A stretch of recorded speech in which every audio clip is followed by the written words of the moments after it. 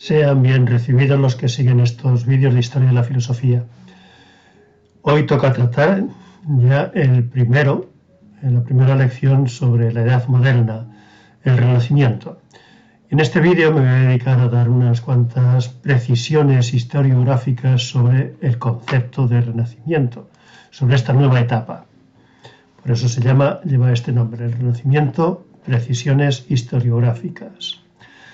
El Renacimiento fue, según la opinión común, el alba de la Edad Moderna. Los primeros que creyeron que era una época nueva fueron precisamente los que vivieron en esa época, en el Renacimiento, los siglos XV y XVI. Ellos mismos idearon el nombre con el que se les debía conocer, en lo cual tuvieron un completo éxito, porque permanece hasta el día de hoy, lo cual es algo poco corriente en la historia. La época que abarca los siglos XV y XVI ha transmitido a la posteridad su visión de sí misma con el nombre.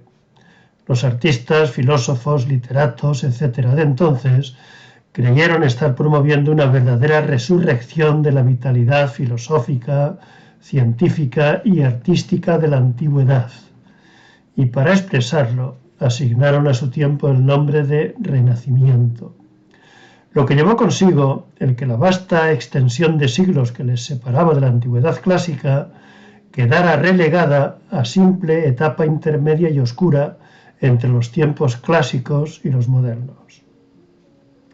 Nunca tuvo un término tanta fortuna, porque así, de esta manera, contribuyó a la fijación de un esquema tripartito de edades, antigua, media y moderna, que todavía perdura. Con la denominación que asignaron al momento que les tocó vivir, transmitieron en realidad una filosofía de la historia que aún sigue vigente, pero es dudoso que todo esto sea correcto. La palabra renacimiento es de origen religioso, y como tal se usaba ya en la Edad Media, significando el segundo nacimiento del hombre después de la caída, la renovación espiritual que lo lleva a la unión con Dios. El concepto tenía también un significado mundano y no solo religioso, pues el hombre no es solamente su individualidad empírica o física, sino también todo cuanto le concierne de cerca, como el arte, la poesía, la vida social, la actividad política, la economía, etc. Por lo que era fácil entender el renacer como la afirmación del mundo humano. No otra es la identificación del sentido religioso y el sentido mundano del concepto que caracteriza la edad que se extiende a lo largo de los siglos XV y XVI. Ambos sentidos llevan además implícito un retorno a los orígenes. Por el primero, el religioso, se trata de volver a una situación de inocencia anterior al pecado original, en lo que había insistido el medievo. Por el segundo, el mundano, se trata de volver a los antiguos. Marsilio Ficino, Pico de la Mirandola, Giordano Bruno, Tomás Campanella, Nicolás Maquiavelo y otros así lo practicaron. El retorno a los antiguos fue además el retorno del hombre a sí mismo, la comprensión de sí como algo diferente de lo animal y lo divino.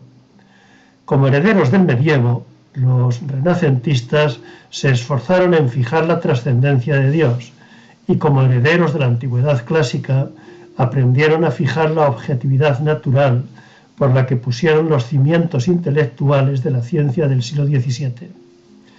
Esta doble acción puso al hombre frente a su ser como algo que no se confunde con lo divino ni con lo natural, lo que llevó directamente a la defensa de su libertad, al reconocimiento del origen humano, no natural o divino, de los regímenes políticos, de la técnica y las artes, del pensamiento y del propio destino de la humanidad.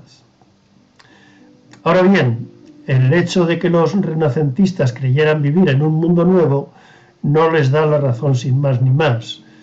Los estados, la técnica, la economía, el arte, los modelos de sociedad y los sistemas filosóficos no son cosas que surgen de la nada.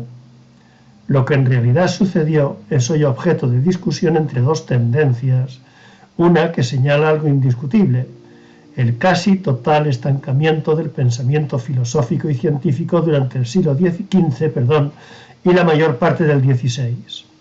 que se debería al humanismo renacentista, y otra que sostiene que dicho humanismo propagó el ambiente necesario para el extraordinario desarrollo que la ciencia y la filosofía experimentaron a partir del siglo XVII, excepción hecha del XVI, que es el gran episodio de la escolástica española.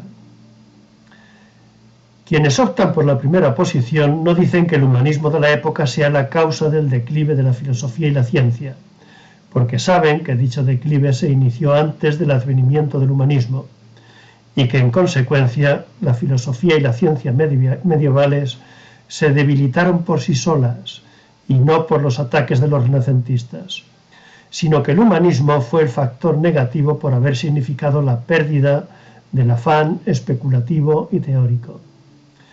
La filosofía y la ciencia, según ellos, habrían sufrido una larga pausa de siglo y medio o más, porque habrían sido ahogadas por las voces de literatos, profesores, retóricos e imitadores de los antiguos, para quienes hacer geometría no era sino traducir a Euclides, estudiar geometría era glosar a Ptolomeo, practicar la medicina traducir a Hipócrates o Galeno y así en todo lo demás.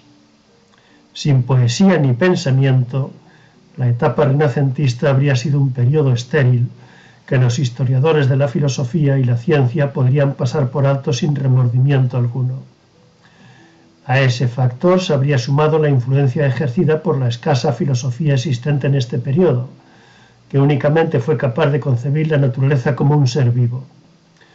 Todas las cosas, ya sean piedras, metales, aire o fuego, eran para ellos cosas animadas, y el universo en su totalidad, un río eterno bifurcado en corrientes que se entrecruzan y luchan entre sí para venir a parar en un único océano de vida. Fuerza vital que se propaga, la naturaleza estaba muy lejos de ser el sistema lógico de leyes inteligibles en que se convirtió durante el siglo XVII. Este siglo, el XVII, tiene por tanto más cosas en común con la filosofía y la teología del medievo, que rechazaron toda suerte de magia, astrología u ocultismo, que con el espíritu renacentista, que fue enemigo de la religión medieval precisamente en estos puntos.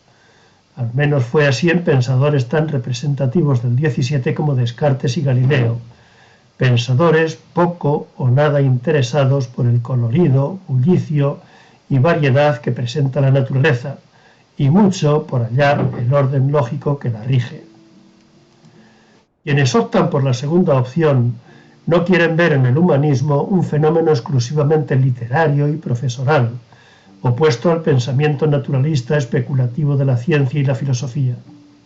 Ven con razón que un contraste como este solo sirve para dar por inaugurada la división entre las ciencias y las letras, y se esfuerzan por presentar el humanismo como un desplazamiento de los saberes en favor de las entonces llamadas disciplinas lógicas, gramática, retórica, dialéctica y morales. Buenos días, amigos.